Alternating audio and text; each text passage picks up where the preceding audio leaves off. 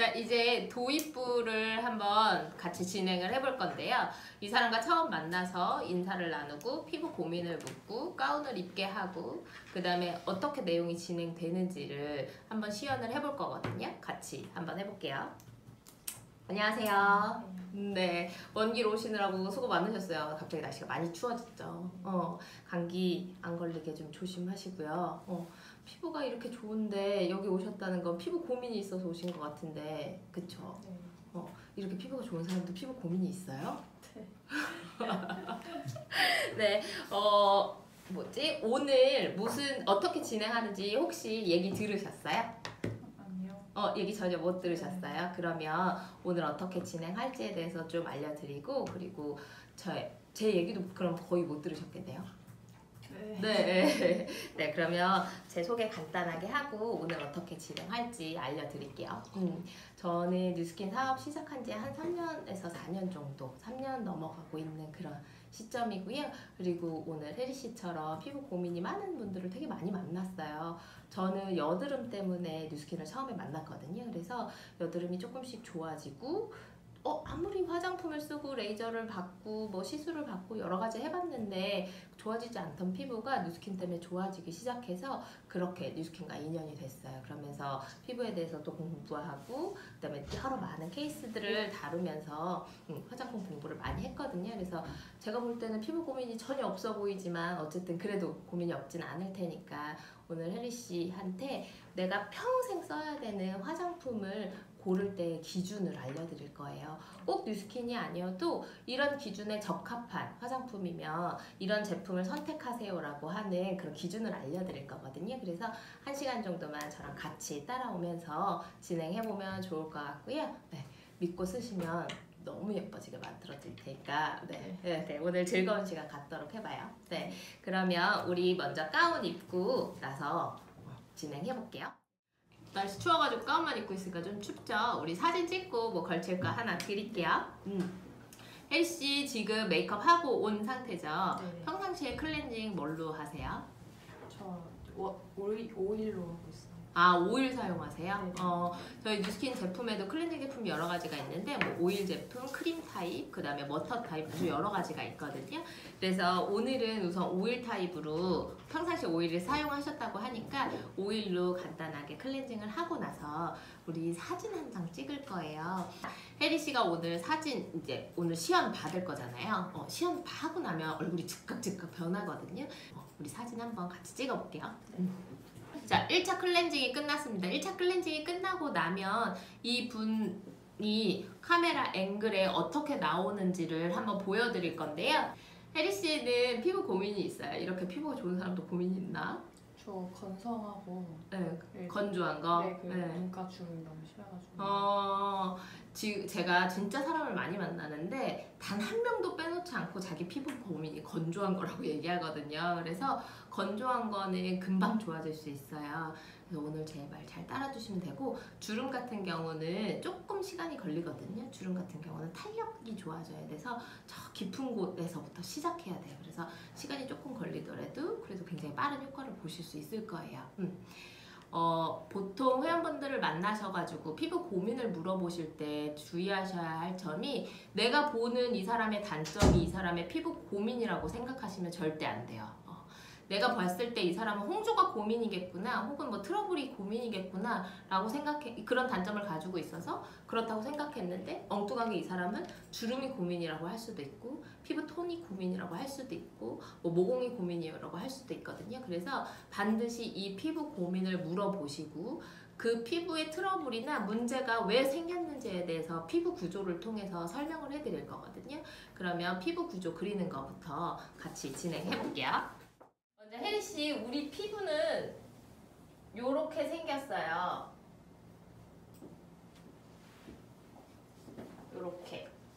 요렇게 생겼어요. 그래서 이 제일 위에 층은 표피라고 부르는 부분이에요. 껍데기란 뜻이에요. 이렇게 내가 지금 만져지는 이 부분을 표피라고 하고, 그 밑에 진짜 피부인 진피가 있어요. 그리고 그 밑에 피하 지방층이 있어요.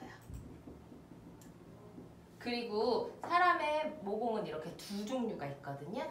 하나는 이렇게 털이 자라나고 여기 안에서 피지가 만들어지는 땀샘, 아니 피지샘, 그리고 여기선 땀이 나오는 땀샘, 이렇게 두 가지가 있어요. 우리 기름하고 물이 섞여요, 안 섞여요?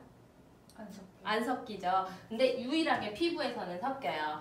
모공 피지샘에서 나오는 피지, 즉 기름과 땀샘에서 나오는 이 물이 섞여서 내 피부 위에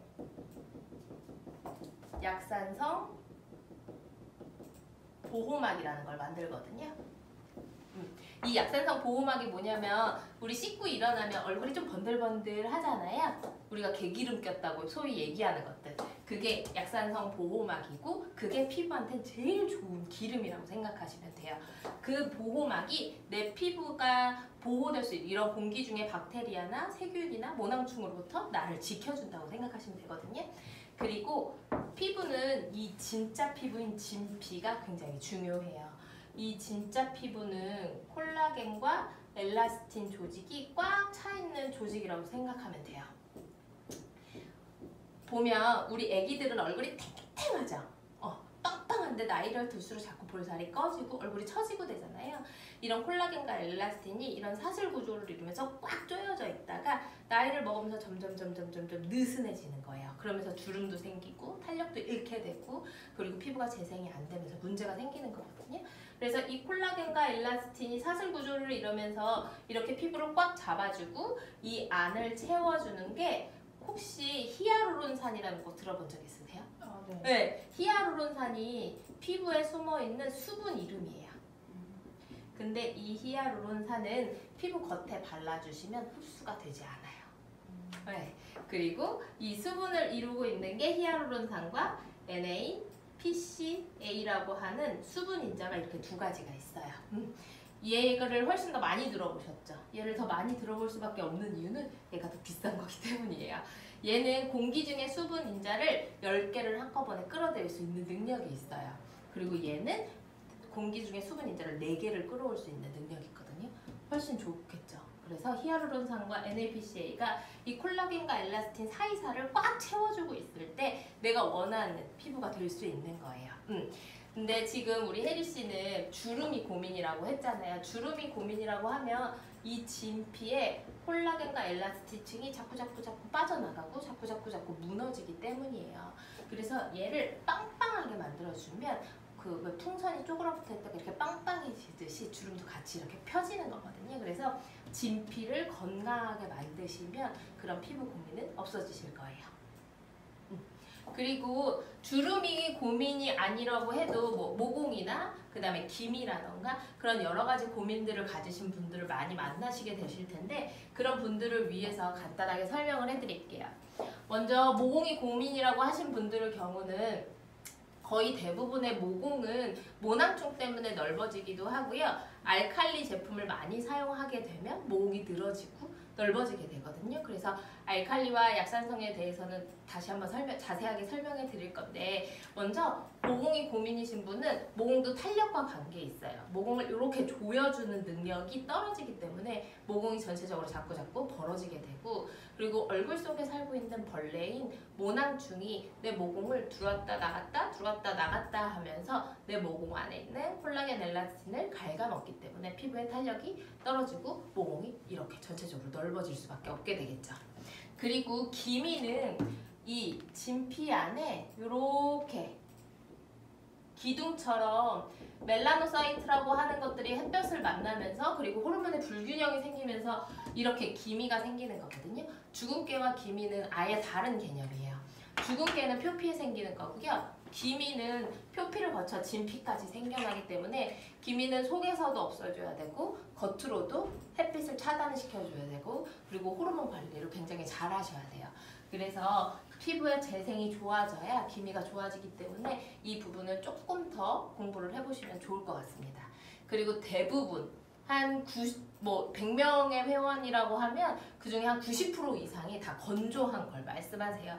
건조한 건 뉴스킨으로 가장 빠르게 개선되는 피부의 문제점 중에 하나거든요. 그래서 간단하게 기초 제품만 바꾸시고 클렌징 제품만 바꾸셔도 건조한 건 개선될 수 있기 때문에 그건 실험을 통해서 왜 개선이 되는지 좀 더 자세히 설명해 드리도록 하겠습니다.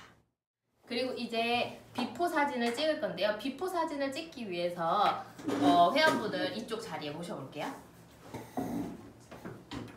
자, 비포 사진을 찍으실 때는 카메라를 정면으로 비추셔야 하고요. 그리고 우리가 어깨, 데콜테까지 진행을 하기 때문에 사진 앵글상에 이 데콜테 라인 그리고 이런 목 라인까지 전부 다 나올 수 있도록 찍으셔야 돼요. 그리고 카메라의 위치가 이 사람 코와 일직선이 되는 곳에서 찍어주시면 좋거든요. 위에서 찍거나 앵글이 위에서 찍거나 너무 아래서 찍으면 위에서 찍으면 당연히 얼짱각도로 찍히기 때문에 당연히 예쁘게 나올 것이고 밑에서 찍으시면 이 사람의 피부가 그러니까 얼굴 전체의 쉐입이 굉장히 다르게 나올 수 있어요. 그래서 늘 정상으로 이렇게 요 데콜테에서 머리 한 요쪽까지 화면에 이렇게 꽉 찰 수 있도록 전체적으로 찍어주시면 됩니다. 이것도 그래서 이게 화면이 나오려나 모르겠네. 안 나오죠? 네, 나와요. 나와요? 자, 지금 화면에서 비포 사진을 찍으실 때는 뒷 배경에 저런 글씨 같은 것들이 없고 깨끗한 벽에서 찍어주시는 게 가장 좋고요. 그리고 지금은 조명이 왼쪽에만 지금 비추고 있거든요. 그렇다 보니까 왼쪽 사진은 조금 더 어둡게 나오죠. 그래서 비포 사진을 찍을 때는 깨끗하고 아무것도 없는 벽에서 찍으시고 그리고 빛을 정면으로 받을 수 있는 곳에서 찍어주시는 게 좋고요. 만약에 상황이 여의치 않다라고 하시면 최대한 정면으로 이렇게 찍어주시면 됩니다.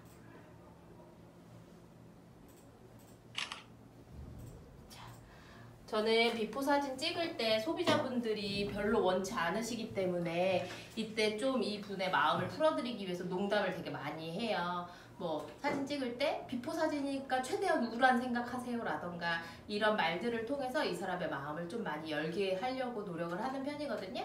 자, 이제 비포 사진까지 찍었으니까 이제 본격적으로 데모를 시작해 보도록 하겠습니다.